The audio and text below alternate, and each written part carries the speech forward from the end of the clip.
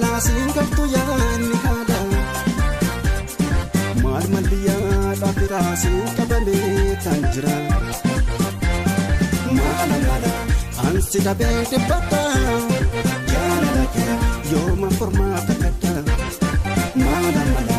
ansi dhabee dhibbata jaalala kee yooma furmaata kadda keessa kiyyaallee ni manneesiif kubadhee ansi dhabeen kan waddiillee fudhadhee jaalalti kee soora galaa koo godhadhee